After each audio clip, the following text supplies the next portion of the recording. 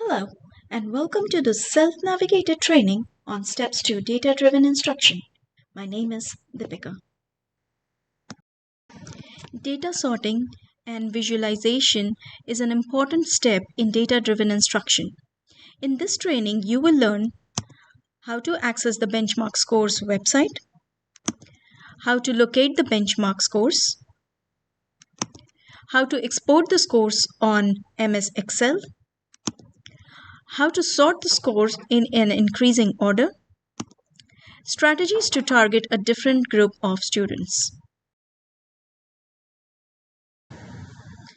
The very first step is to click on the link below.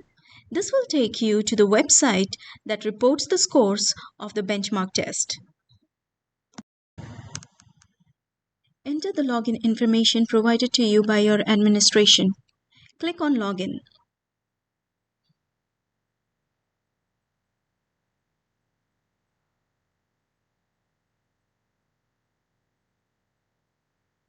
Click on NC Check-ins.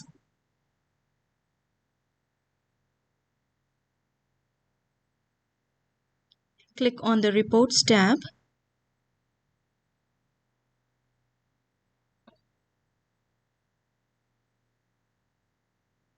Click on the course level reports by the teacher. Select your role and school from the drop-down.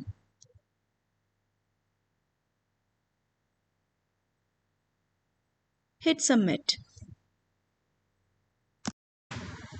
I'm a science teacher, so my page lists all the science benchmarks taken by my student this year.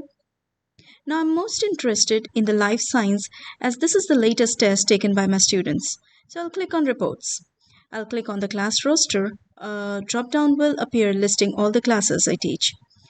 I can click on any of the 4 classes listed to see the scores for that class. I will be clicking on my third period, which has a code 18A, and here we have it.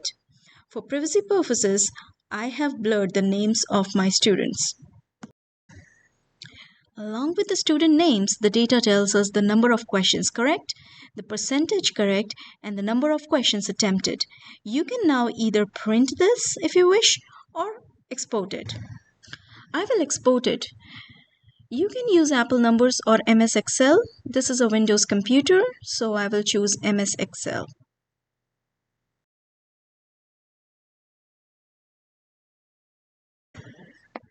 Now my scores have been exported to MS Excel.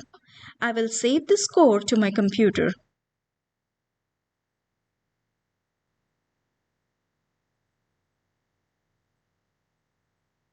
I will also now get rid of information on the top that is not the part of the benchmark scores.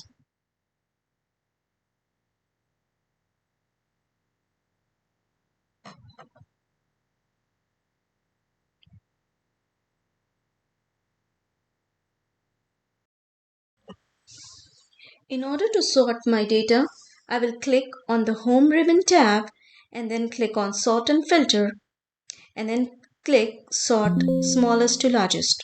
A box with 2 options will appear. Click on the Expand the selection.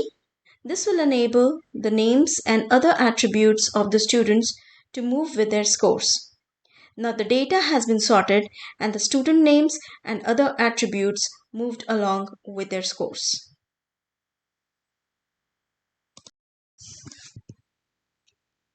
Alright, you can see that there are 11 students who are my low scorers and who need little help with the content. There are 7 bubble kids who just need a little bit extra push. And there are 11 kids who are my high-flyers who need enrichment. Now that I know my student, I can meet them where they are. Alright, you have reached to the strategy part where we will be developing lessons specifically targeting the needs of the student. For the low performing students, try to do the analysis first before jumping to a conclusion. Ask why they performed poorly. Is it lack of attention in the class, lack of understanding, medical condition, poor choice, behavior, attention seeking, or is it something else? Your why will define your how. You are in the best position to assess your students' needs and come up with a solution that may or may not work. Scaffolding, annotating, presenting low level text, visual learning, storytelling, adjusting pacing, and extrinsic motivation can work.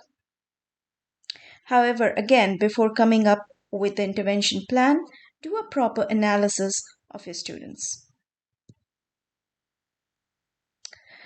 For the bubble kids, you can give them additional practice resources like iExcel, Study Island, quizzes, educational games like Kahoot, etc. This will enable them to practice their skills and get more comfortable with the content. For High-Fliers, you can give extension experiences.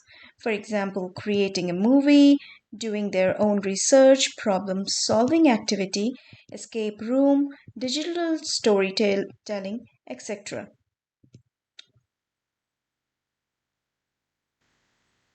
One size doesn't fit all, so meet the students where they are. Thank you for attending this training.